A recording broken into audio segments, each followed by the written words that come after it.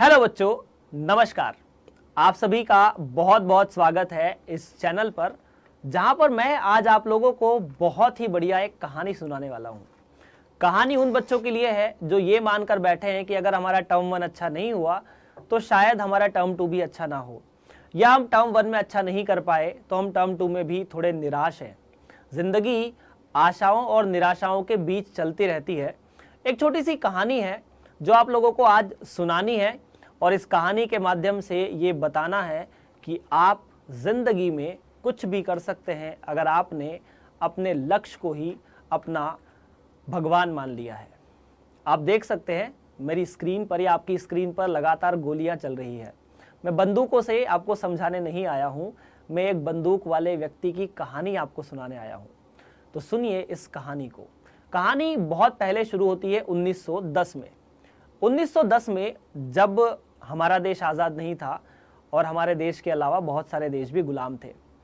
उस समय एक देश है हंगरी, जहां पर सेना भी थी। 1910 में एक व्यक्ति का जन्म होता है और वो हंगरी की सेना को ज्वाइन करता है। और हंगरी की सेना को ज्वाइन करते ही उस व्यक्ति के सपने उड़ने लगते हैं कि क्या मैं अपने देश में जो ओलंपिक्स खेल होते हैं उनमें एक मेडल ला सकता हूं, गोल्ड मेडल ला सकता हूं। उस व्यक्ति ने तैयारियां शुरू की सेना के माध्यम से, उसके पहले से भी, और उस व्यक्ति ने अपनी तैयारी इतनी अच्छी कर ली कि 1938 के नेशनल गेम्स में उन्होंने गोल्ड मेडल जीता। नेशनल गेम्स वैसे ही गेम्स होते हैं जैसे हमारे यहाँ हमारे देश में अपने नेशनल गेम्स होते हैं, एक देश में होने वाले खेल। लेकिन ओलंपिक्स तो सारे देशों का संगम होता है, वहां पर गोल्ड मेडल जीतना बहुत बड़ी बात होती है। तो 1938 में पूरे देश को यह भरोसा हुआ कि कार्ले, जो आपके आने वाले अभी समय में हम लोग बताने वाले हैं कि ये कौन थे, वो 1938 के 2 साल बाद जो ओलंपिक्स होने वाले हैं 1940, उसमें देश को गोल्ड मेडल शूटिंग में जरूर दिलाएंगे। लेकिन कहते हैं कि ऐसा हमेशा नहीं होता। पहले बता देता हूं कि ये कौन थे। कैली हंगरी सेना के एक जवान थे और वह बहुत ही बढ़िया शूटर थे, विश्व स्तर के शूटर थे, और उन्होंने नेशनल गेम्स में बहुत बढ़िया प्रदर्शन करते हुए गोल्ड मेडल अपने नाम किया था। लेकिन उनके प्रदर्शन को देखा, देश ने देखा, और उम्मीद थी कि ये जो तगमा है जो हमारे देश में भी अभी मिला है, ये हंगरी को 1940 में मिल जाएगा। लेकिन ऐसा नहीं हो सका। आर्मी कैंप के दौरान कुछ काम करते हुए उनके हाथ में एक ग्रेनेड फटा और उनका राइट हैंड, जहां से उन्हें गोलियां चलानी थी, वो टूट गया। टूट ही गया मतलब शरीर से अलग हो गया। सिर्फ फ्रैक्चर नहीं हुआ, वो राइट हैंड शरीर से अलग हो गया। और शरीर से अलग होते ही पूरे देश की जो उम्मीदें थी वो भी अलग हो गई कि काश हम लोग भी एक गोल्ड मेडल जीत पाते इस खेल में। पर ऐसा शायद भगवान को तो मंजूर था कि कार्ले गोल्ड मेडल जीते। तो कहानी ऐसी थी कि जो किस्मत में होता है वो हमेशा, मतलब जो किस्मत में होता है या जो किस्मत चाहती है वो हम चाहते हैं, वो जरूरी नहीं हो कि दोनों चीजें सेम हो। इसीलिए कार्ली के हाथ में ग्रेनेड फटा और वो हाथ उनके शरीर से हमेशा के लिए अलग हो गया। कितनी दुख भरी कहानी है। इस कहानी ने पूरे देश का ओलंपिक में मेडल जीतने का सपना तोड़ दिया। वैसे ही जैसे आपके 12वीं कक्षा में बहुत अच्छे नंबर लाने का सपना टर्म 1 ने तोड़ा। बहुत सारे बच्चों का पेपर खराब है, जिनका अच्छा पेपर गया है वो तो पूरी तरह से उत्साहित हैं। फिर क्या होता है? फिर ये होता है, लेकिन कार्ली ने सोचा कि क्यों ना मैं अपने लेफ्ट हैंड से तैयारी शुरू करूं।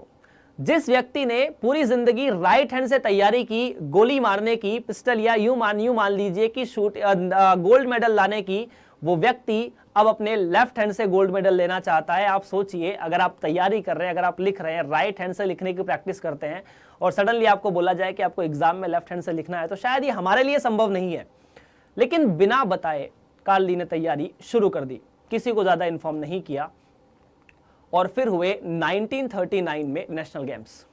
वो नेशनल गेम्स में चले गए, राइट हैंड तो था नहीं, लेफ्ट हैंड से चले गए। वहां गए तो वहां जो शूटर्स थे, जो ओलंपिशियंस थे, उनको, जो स्पोर्ट्स पर्सन्स थे, उन्हें लगा कि कार्ली हमारा हौसला बढ़ाने आए हैं। वो उनसे मिलने लगे कि शायद हमें कुछ टिप्स देंगे। लेकिन उन्हें पता चला कि कार्ली गेम्स में पार्टिसिपेट करने आए हैं और इनको परमिशन भी मिल चुकी है। और कार्ली ने गेम्स में पार्टिसिपेट किया विथ परमिशन और वहां पर जीता फिर से गोल्ड मेडल। और इसी गोल्ड मेडल के साथ पूरे देश की उम्मीदें फिर शुरू हो गई कि कार्ली अगले साल मतलब 1940 में होने वाले ओलंपिक्स में गोल्ड मेडल फिर से देश को ले आएंगे। लेकिन 1940 को भी ये मंजूर नहीं था और ना भगवान को मंजूर था कि कार्ली 1940 में गोल्ड मेडल जीते। इतनी कोशिशों और इतनी परेशानियों के बाद जिस व्यक्ति ने राइट हैंड खो दिया, लेफ्ट हैंड से पूरे साल तैयारी की और उसे इतना सक्षम बनाया कि वो फिर से सोने के तगमे के लिए शूट लगाए। लेकिन 1940s में शुरू हुए विश्व युद्ध के हालात की वजह से 1940 का ओलंपिक कैंसिल हुआ। अब 1940 का ओलंपिक कैंसिल हुआ, 1910 में इनका जन्म हुआ था। 1940 मतलब 30 साल की उम्र हो चुकी थी और एथलीट के लिए ये बहुत ज़्यादा उम्र होती है। तो 1940 का ओलंपिक हुआ कैंसिल।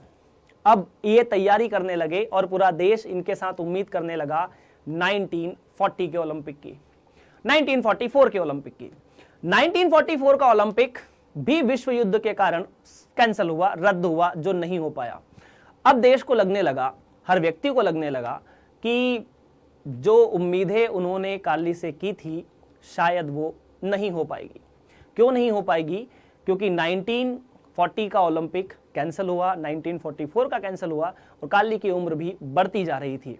और उम्र के साथ कार्ली लगातार अपना जो हुनर है उसे निखारते जा रहे थे। और फिर आया 1948 का ओलंपिक, जो हुआ भी और इस तरह से हुआ कि हंगरी में गोल्ड मेडल लाने वाले थे कार्ली। तो कार्ली ने 1948 में, जो कि उन्हें 1940 से उम्मीद थी गोल्ड मेडल लाने की, वो 8 साल बाद 1948 में लाए। लेकिन वो यहां नहीं रुके और उन्होंने जीवन में एक और नया रिकॉर्ड बनाया। 1952 दो back to back gold medal लाने वाले हंगरी के ये व्यक्ति थे, जिन्होंने सिर्फ अपने लक्ष्य को ध्यान में रखते हुए ये नहीं देखा कि मेरा एक हाथ जा चुका है, ये देखा कि मेरा एक हाथ बाकी है। जो चला गया उस पर गम ना करते हुए जो था उसको बहुत मजबूत किया और यही जिंदगी थी कार्ली टैक्स की। तो ऐसी जो कहानियां हैं वो आपको इसलिए सुनाई जा रही है ताकि आप अपने टर्म 1 को छोड़कर टर्म 2 पर फोकस करें। अगर आपकी टर्म 1 या टर्म 2 नहीं हुई है, आपकी जो भी बोर्ड एग्जाम हुई है या जो भी हुआ हो, जो बीत गई सो बात गई, जो आने वाला है वो आपका है और वो पूरी तरह से आपका समय है।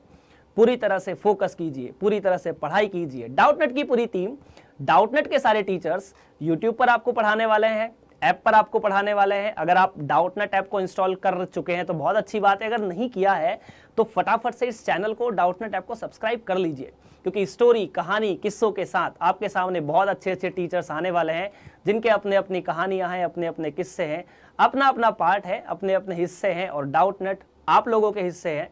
पढ़ते रहिए और बढ़ते रहिए डाउटनेट के साथ।